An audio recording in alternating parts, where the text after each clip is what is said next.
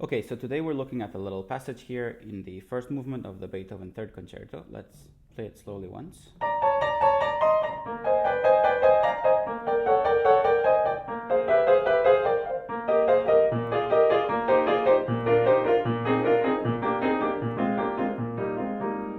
Of course, when you play this up to tempo, it's a lot faster, but basically we have two things going on here. We have this little sequence going down,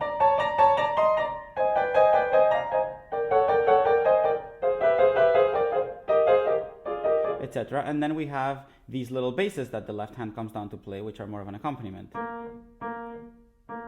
You know, just notes. These are like little impulses that keep the music going. So how do I practice these? Well, on the left hand we have these little jumps going on. I like to always make sure that I'm ahead of time when I practice these. So I would do something like set my pinky and then play. Set my pinky and then play. Especially here, because distances are bigger. So always making sure that I get this into my muscle memory by setting my finger ahead of time. Then when I play faster, it's not always possible to really do it that way, but that should be the intention. Also, doing that allows me to make sure I don't get some weird accents or something I don't want, meaning to actually control the sound. If I'm in a rush, I will probably get something like that, something that doesn't sound nice. In the right hand, we have these little fourths going on.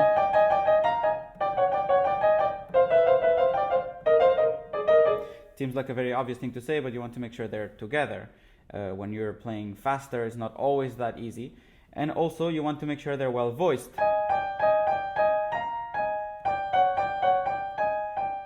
In this case, we're listening to the top note more than the bottom note.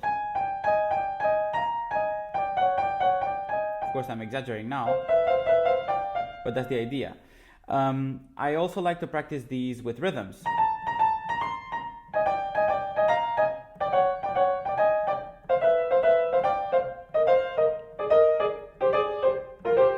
That's to make sure they're together, to pay attention to every chord change, and also, of course, to listen to the voicing. That's not so related to rhythms, but still, it helps. I also like to do rhythms with both hands.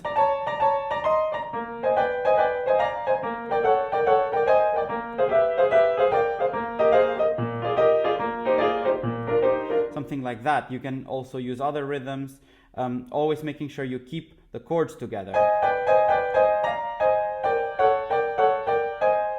So, for example, something like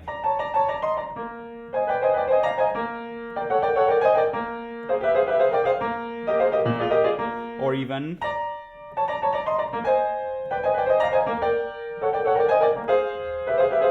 something like that. And something else that I sometimes do is to use the metronome. I'm not always a huge fan of the metronome, but I think for something like this, it can sometimes be helpful. We start quite slow, something like this.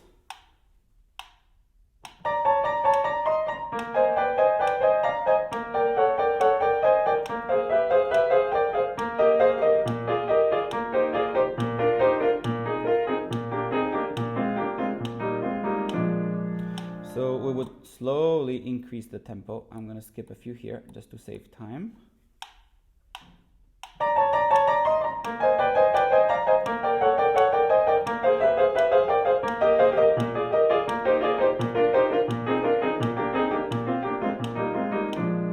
So hopefully, if I do this for a few days, practicing with my rhythms, with the metronome, etc., I'll get something that's quite nice and smooth, that's well voiced, and that's transparent and understandable.